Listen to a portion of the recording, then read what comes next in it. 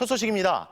이렇게 대통령이 버티기에 들어간 가운데 국민의힘이 갑자기 헌법재판소 재판관 임명 절차에 불참하겠다고 선언했습니다. 재판관 3명이 공석이라 여야가 이미 후보자까지 지명해 놓은 상황인데 헌법재판소가 탄핵 심판 절차에 들어가자 대통령이 직무정지 상태라 돌연 못하겠다는 겁니다.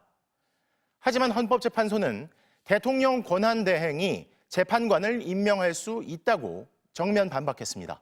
이문현 기자입니다.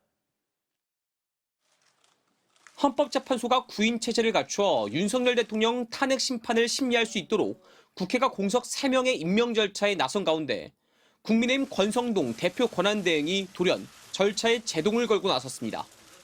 국회목 3명을 추천한다 해도 한덕수 권한대행이 임명할 수 없다는 겁니다.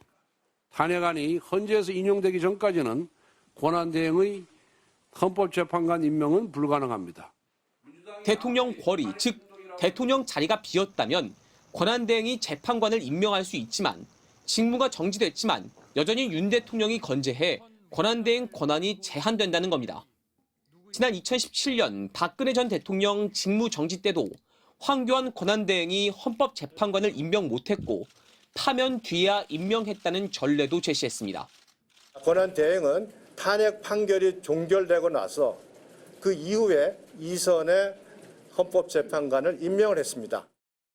공직자 탄핵은 헌법재판관 9명 중 6명의 동의가 필요한데 6명 체제로는 몇 명의 동의가 필요한지 헌법 해석을 두고 논란이 생길 수 있습니다. 하지만 헌법재판소는 국민의힘 주장을 정면으로 반박했습니다. 대통령 권한대행이 그 재판관에 대한 임명권은 행사할 수 있다고 저희들은 생각하고 있습니다.